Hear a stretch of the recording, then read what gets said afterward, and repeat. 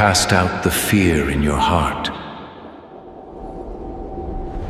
สำหรับเราทุกคนความฝันอาจเป็นเพียงแค่เรื่องราวที่จิตใต้สำนึกสร้างขึ้นตอนเราหลับแต่สำหรับชาวอียิปต์โบราณความฝันไม่ใช่แค่เรื่องเพ้อเจ้อ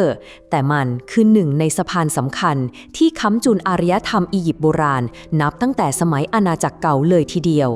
พวกเขาเชื่อว่ามันคือหน้าต่างที่เปิดไปสู่มิติอื่นเป็นประตูที่เชื่อมโลกคนเป็นกับโลกของวิญญาณเทพเจ้าและแม้กระทั่งปีศาจและความฝันนี่เองที่ฟาโรห์ใช้เป็นช่องทางเชื่อมต่อกับเทพเจ้าในการปกครองอียิปต์เราจะมาวิเคราะห์เจาะลึกโดยอ้างอิงจากงานวิจัยสุดลึกซึ้งของนักอียิปต์วิทยาชั้นนำที่เชี่ยวชาญด้านการศึกษาความเชื่อเรื่องความฝันและโลกทัศน์เกี่ยวกับจิตวิญญาณอียิปต์โบราณคาเซียชปาโคฟสกาเธอได้ให้คำนิยามที่น่าสนใจไว้ว่าเพราะโลกแห่งความฝันของชาวอียิปต์โบราณนั้นสำคัญสมจริงและอันตรายมากกว่าที่คุณจินตนาการไว้มาก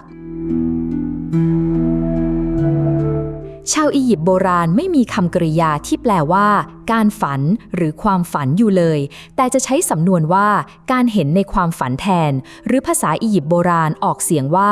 มาเอ็มเรสเวตซึ่งบ่งบอกว่าความฝันเป็นเหมือนภาพยนตร์หรือละครฉากหนึ่งที่ผู้ฝันเป็นเพียงผู้ชมไม่ใช่ผู้สร้าง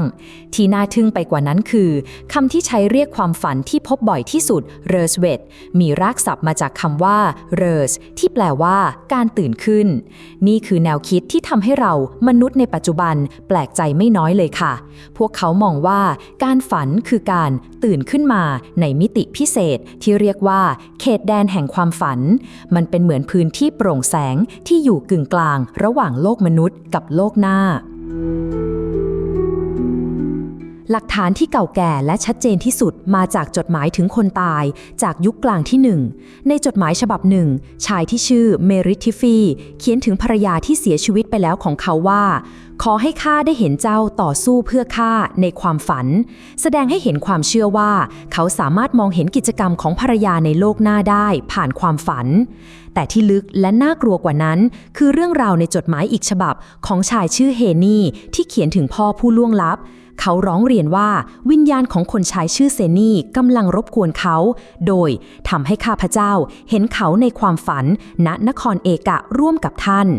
นครเอกะหรือเสียงในภาษาอียิปต์โบราณว่านิวุตวาเอตถูกมองว่าเป็นสถานที่จริงในโลกหน้าซึ่งสามารถมองเห็นได้ผ่านมิติความฝันเท่านั้น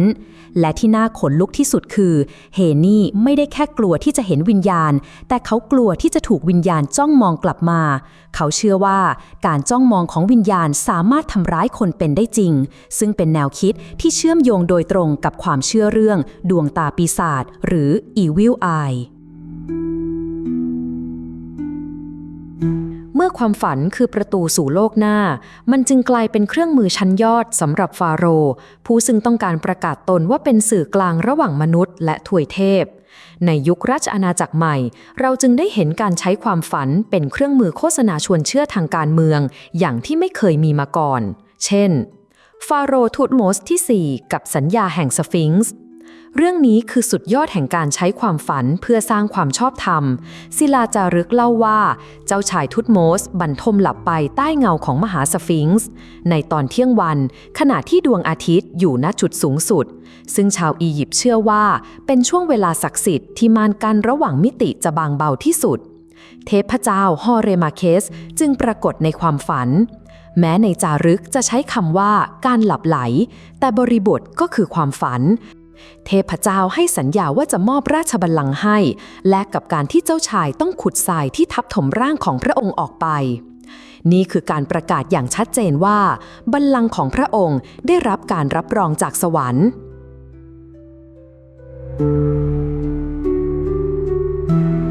ฟาโรห์อเมนโฮเทปที่2กับเทพผู้พิทักษ์ความฝันนี้แตกต่างออกไป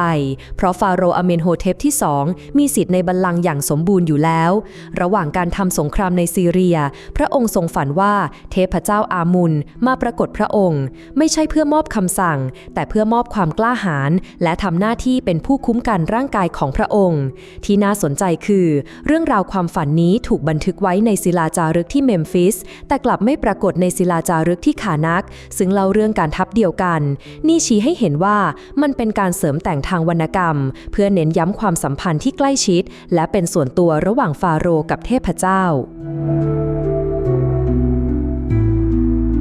ฟาโรห์เมเรนพทากับการสนทนาแห่งทวยเทพฟาโรห์เมเรนพทาทรงบันทึกความฝันที่น่าทึ่งที่สุดพระองค์ฝันเห็นรูปเคารพของเทพเจ้าพทาที่มีขนาดมหึมาซึ่งเป็นการบรรยายลักษณะทางกายภาพของเทพเจ้าในฝันเป็นครั้งแรกๆและที่สำคัญที่สุดคือเทพเจ้าได้ยื่นดาบโคเพชให้พร้อมกับตรัสว่าจงขับไล่ความหวั่นใจในตัวเจ้าออกไปและฟาโรห์ก็สามารถตรัสตอบโต้บทสนทนากลับไปได้นี่คือหลักฐานแรกในบันทึกที่มีของการสนทนาสองทางระหว่างมนุษย์กับเทพเจ้าในความฝันแสดงให้เห็นถึงความสัมพันธ์ที่พัฒนาไปอีกขั้นและในขณะเดียวกันก็เผยให้เห็นด้านที่เปราะบางและมีความเป็นมนุษย์ของฟาโรห์ที่ต้องการกำลังใจจากเทพเจ้าเช่นกันแต่เมื่อประตูสู่โลกวิญญาณเปิดออกมันไม่ได้เชิญแค่เทพเจ้าหรือบรรพบุรุษเข้ามาเท่านั้นบางครั้งสิ่งที่คืบคลานผ่านประตูเข้ามานั่นคือฝันร้ายชาวอียิปต์กลัวฝันร้ายมากค่ะพวกเขามองว่าฝันร้ายคือการโจมตีจากสิ่งชั่วร้ายคาถาในม้วนกระดาษปาปิรุสเลเดนI348บรรยายถึงความน่าสะพรึงกลัวที่มาเพื่อร่วงหล่นทับชายผู้หนึ่งในยามค่ำคืนความรู้สึกเหมือนถูกกดทับนี้เป็นแก่นของคำว่า nightmare ในหลายวัฒนธรรมทั่วโลกเลยค่ะผู้โจมตีก็คือเหล่าวิญญาณร้ายคนตายที่ไม่สงบสุขและปฏิปักษ์อื่นๆที่มาจากโลกหน้าและด้วยภูมิปัญญาทางความเชื่อของพวกเขาจึงเกิดคู่มือ Ghostbuster ฉบับอียิปต์โบราณขึ้นมาค่ะ 1. คาถาศักดิ์สิทธิ์และยาในตำราทำนายฝันเชสเตอร์บีตี้คู่มือการทำนายฝันของอียิปต์โบราณที่เก่าแก่และสมบูรณ์ที่สุดเท่าที่เคยค้นพบเป็นหลักฐานชิ้นสำคัญที่แสดงให้เห็นว่าชาวอียิปต์มีการจัดระบบความเชื่อเรื่องความฝันอย่างเป็นกิจจลักษณะตำรานี้เป็นส่วนหนึ่งของม้วนกระดาษปาปิรุสที่เรียกว่าปาปิรุสเชสเตอร์บีตี้ที่ 3 ตำรานี้มีอายุอยู่ในยุคราชวงศ์ที่ 19 ประมาณรัชสมัยของฟาโรห์รามเซสที่ 2 ราว 1,279 ปีก่อนคริสตกาลถูกค้นพบที่หมู่บ้านของเหล่าช่างฝีมือเดียเอลเมดินาและเคยเป็นส่วนหนึ่งของคลังเอกสารส่วนตัวของอาลักษ์ชื่อเคนเฮอร์เคอร์เปเชฟมีบันทึกคาถาสำหรับคนที่เพิ่งตื่นจากฝันร้ายผู้ฝันจะสวมบทบาทเป็นเทพฮอรัสและร้องเรียกหาเทพีไอซิสเทพีไอซิสจะสั่งว่าอย่าได้ปริปากเล่าสิ่งที่เจ้าเห็นเพราะการพูดถึงมันจะทำให้มันกลายเป็นจริง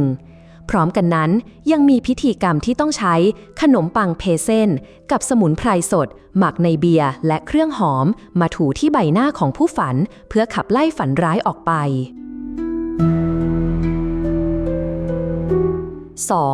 เครื่องรางอสรพิษเพลิงบันทึกแห่งคาถาจากออสตราคอนการ์ดิเนอร์แนะนำวิธีป้องกันที่ดุดันยิ่งขึ้นคือให้ปั้นงูเห่ายูเรอี4 ตัวจากดินเหนียวบริสุทธิ์แล้วใส่ไฟไว้ในปากของพวกมันจากนั้นนำไปวางไว้ที่มุมทั้ง4ของห้องนอน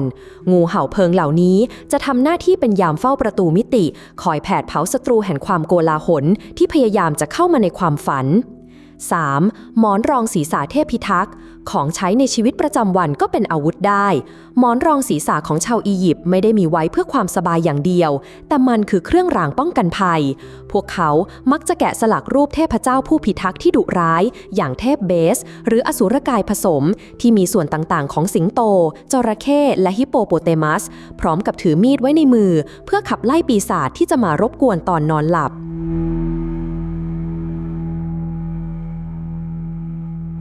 จากที่เราได้พูดถึง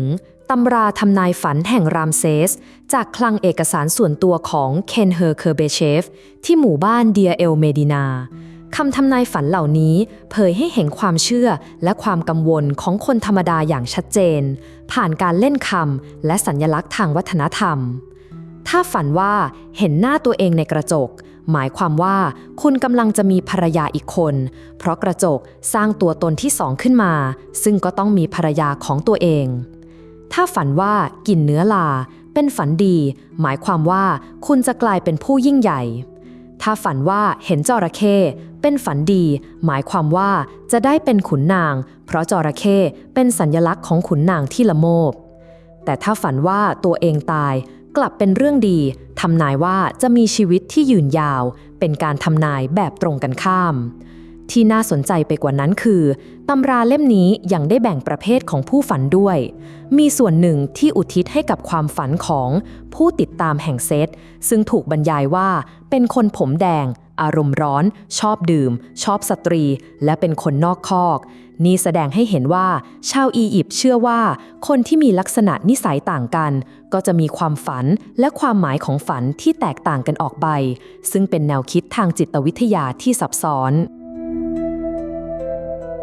สำหรับเรา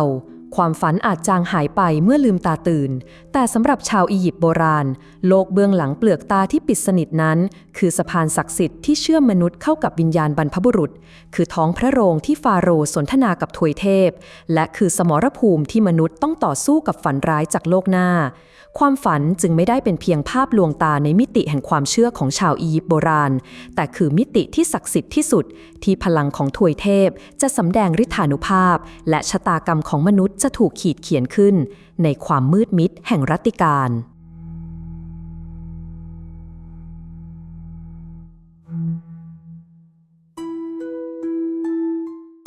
โปรดอย่าลืมกดติดตามกดไลค์กดแชร์กดกระดิ่งเตือนเพื่อไม่ให้พลาดคลิปดีๆจากฮิสโตโซนค่ะ